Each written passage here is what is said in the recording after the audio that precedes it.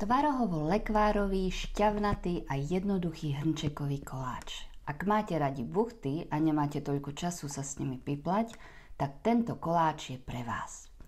V mise rozklepneme 2 vajíčka a premiešame ich s pol hrnčekom cukru. Môžete použiť obyčajný krupicu alebo aj trstinový, tuto nevadí. Pridáme tiež hrnček mlieka a pol hrnčeka oleja. Všetko spolu poriadne premiešame.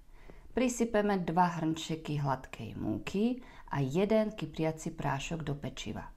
Môžeme použiť obyčajnú pšeničnú múku alebo zameniť aj za zdravšiu špaldovú.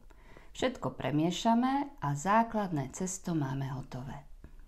V druhej miske si pripravíme tvarohovú plnku. Použijeme 2 kocky tvarohu, teda 500 g. Ak je moc vodnatý, tak ho scedte.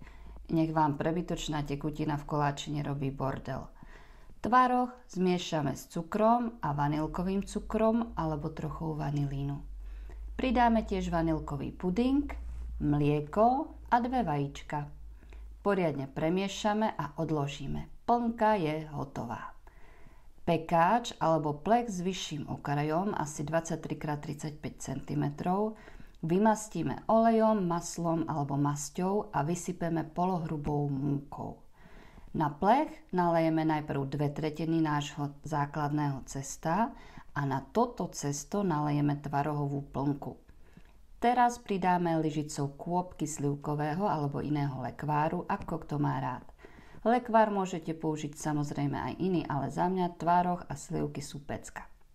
Nakoniec navrch nalejeme zbytok základného cesta a urovnáme. Dáme piec do rúry na 170 stupňov asi 30 až 40 minút, pokým nebude koláč na povrchu krásne zlatavý a okraje sa budú odlepovať od krajov. Nakrájame, ja som to krájala ešte teple, lepšie je počkať a môžeme servírovať. Je to bomba, pecká dobrota, tak dobrú chuť a pa!